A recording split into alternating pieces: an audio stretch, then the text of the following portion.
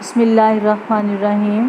السلام علیکم طالبات، آج ہم علامہ اقبال اور نظریہ پاکستان پڑھیں گے۔ مفکر پاکستان، شاعر مشرق علامہ اقبال نے مسلمانان برصغیر کا اپنی شاعری کے ذریعے اسلامی اقدار و روایات سے لگاؤ پیدا کیا، ان کے اسلاف، ان کے شاندار ماضی سے انہیں روشناس کروایا۔ انہوں نے اپنی بصیرت سے مسلمانوں کے روشن اور شاندار مستقبل کی جھلک دیکھ لی تھی۔ 1929 میں مسز ولاج امرتسر کی طرف سے آپ کو تقریر کی دعوت موصول ہوئی تو آپ نے اس دعوت کو مسترد کر دیا اور کہا، اب میری رائے یہ ہے کہ ہندو اور مسلمان دونوں کے لیے اپنی الگ الگ قومی حیثیت برقرار رکھنا ہی مناسب ہے۔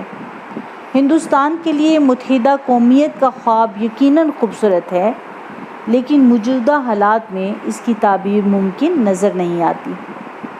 انہوں نے 1930 میں اہم ترین خطبہ دیا، جس میں باقاعدہ مسلم اکثریتی علاقوں پر ریاست کا تصور پیش کیا، اسی لیے آپ کو تصور پاکستان کا بانی تسلیم کیا جاتا ہے۔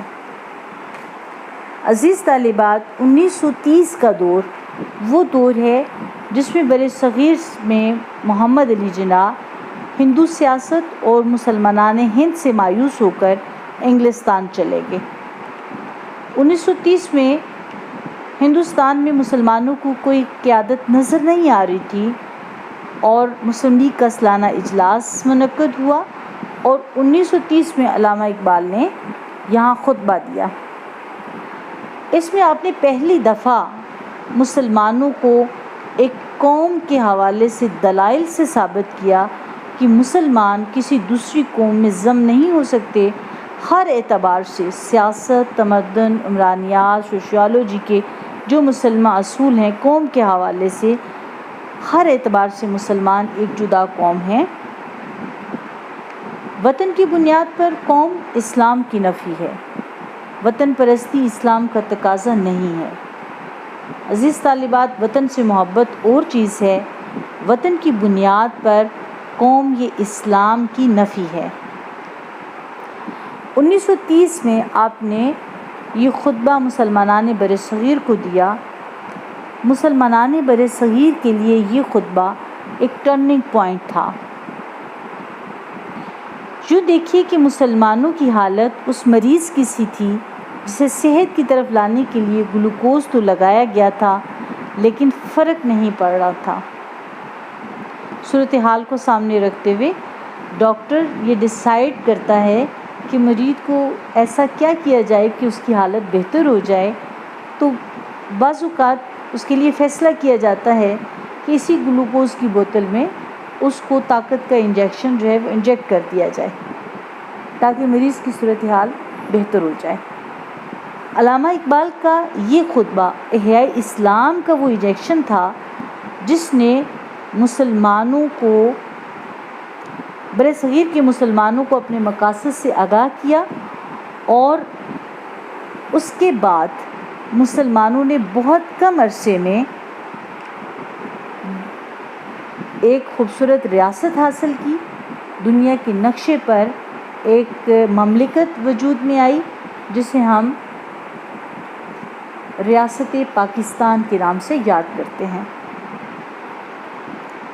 علامہ اقبال نے اس خطبے میں مسلمانوں کو ایک بہت بڑی خوشخبری بھی سنائی تھی۔ وہ خوشخبری کیا تھی؟ ہندوستان کے شمال مغرب میں ایک مستحکم ریاست بن کر رہے گی۔ آپ نے اپنے اس خطبے میں یہ بھی فرمایا کہ اگر یہ مملکت قائم ہو گئی تو پھر ہمیں موقع مل جائے گا کہ ہم اسلام کا اصل چہرہ دنیا کے سامنے لائیں۔ علامہ اقبال دو قومی نظریے کے زبردست حامی تھے، بلکہ آپ نے دو قومی نظریے کو آگے بڑھاتے ہوئے مسلمانوں کو علیحدہ وطن کا تصور دیا۔ آپ نے اپنے صدارتی خطبے میں کیا ارشاد فرمایا اس حوالے سے؟ آئیے اس کو دیکھتے ہیں۔ آپ نے فرمایا، ہندو اور مسلمان دو الگ الگ قومیں ہیں، ان میں کوئی چیز بھی مشترک نہیں، وہ گزشتہ 1000 سال سے ہندوستان میں اپنی ایک الگ حیثیت قائم رکھے ہوئے ہیں۔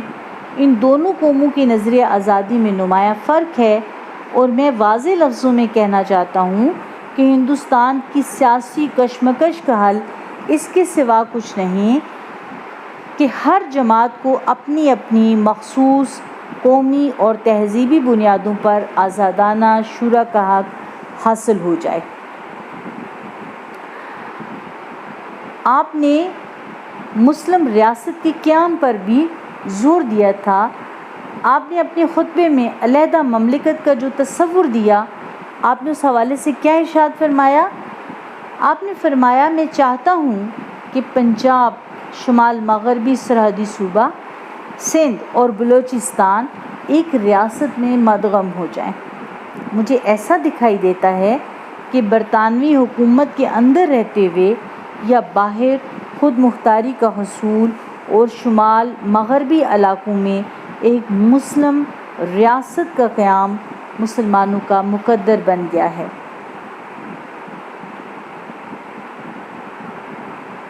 عزیز طالبات، علامہ اقبال کو مفکر پاکستان اور تصور پاکستان کا بانی تسلیم کیا جاتا ہے۔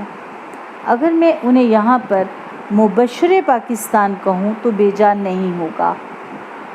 انہوں نے مسلمانوں کو اپنے اس خطبہ میں ایک بہت بڑی خوشخبری سنائی تھی، اور وہ خوشخبری کیا تھی کہ مسلمان اپنی ایک الگ ریاست بنانے میں کامیاب ہو جائیں گے۔ یہ وہ خوشخبری تھی جو انہوں نے اس وقت مسلمانوں کو دی جب مسلمانوں کی جدوجہد اس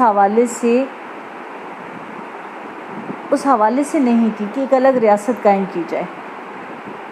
آزادی کا خواب وہ دیکھ رہے تھے کہ انگریزوں سے آزادی حاصل کر لی جائے، لیکن علیحدہ ریاست کا تصور یہ ابھی ذہن میں یا واضح طور پر ابھی یہ منزل نہیں بنی تھی۔ تو آپ نے اپنے اس خطبے میں مسلمانوں کو ایک بہت بڑی خوشخبری سنائی تھی، اسی لیے اگر انہیں مبشر پاکستان بھی کہا جائے تو بے جا نہیں ہوگا۔ آپ نے اس حوالے سے کیا کہا تھا کہ ہندو اور مسلمان کبھی اکٹھے نہیں رہ سکتے، اور مسلمان بہت جلد اپنے لیے ایک جداگانہ مملکت بنانے میں کامیاب ہو جائیں گے۔ آپ مسلمانوں کی منفرد حیثیت اور پہچان پر بھی بہت آپ نے زور دیا۔ آپ نے اس حوالے سے یہ کہا کہ مسلمان ہر لحاظ سے ہندو سے الگ قوم ہے اور مکمل علیحدہ مذہبی اور ثقافتی پہچان رکھتے ہیں۔ اس حوالے سے آپ نے اپنے اس خطبے میں کیا ارشاد فرمایا تھا؟ آئیے اس کو ایک نظر دیکھتے ہیں۔ انڈیا ایک بر صغیر ہے، یہاں مختلف مذاہب سے تعلق رکھنے والے اور مختلف زبانیں بولنے والے لوگ رہتے ہیں۔ مسلم قوم اپنی جداگانہ مذہبی اور ثقافتی پہچان رکھتی ہے۔ علامہ اقبال نے برصغیر کے مسلمانوں کو وہ راہ دکھائی، وہ راستہ بتایا، وہ خواب، وہ فکر دی جس پر چل کر وہ اپنی منزل تک پہنچنے میں کامیاب ہو گئے۔ بہت تھوڑے عرصے میں انہوں نے ایک ریاست کی بنیاد رکھی، اور وہ ریاست پاکستان جو 1947 کو دنیا کے نقشے پر ابھری۔ علامہ اقبال نے مسلمانوں کے علیحدہ وطن کے تصور، علیحدہ قوم کے تصور پر زور دیا، اور ایک ایسی ریاست وہ چاہتے تھے جہاں ساری دنیا کے سامنے پھر وہ اسلام کے اصل چہرے کو لانے کا خواب بھی ان کا تھا۔ میں آپ سب جو طلباء ہیں ان سے میں یہ چاہوں گی کہ وہ علامہ اقبال کو ضرور پڑھیں۔ آپ کے اس مطالعہ پاکستان میں تو بہت مختصر لفظوں میں ان کا یہ خیال ان کو بتایا گیا ان کے حوالے سے، لیکن آپ ان کی شاعری اور جو فلسفہ، خود ہی کا فلسفہ ہے، اس کو ضرور مطالعہ کریں۔ اس لیکچر کے حوالے سے اگر آپ کوئی بات آپ کو سمجھ میں نہیں آئی تو آپ مجھ سے دوبارہ اسے ڈسکس کر سکتے ہیں، آپ دوبارہ اس سے پوچھ سکتے ہیں۔ انشاءاللہ مجھے امید ہے کہ آپ اس کو بہت اچھا سا یاد کریں گے اور بہت اچھا سا آپ علامہ اقبال کے نظریہ اسلام کو، نظریہ پاکستان کو سمجھیں گے، اور انشاءاللہ آپ پاکستان کے لیے ایک اچھی امید بنیں گے۔ السلام علیکم۔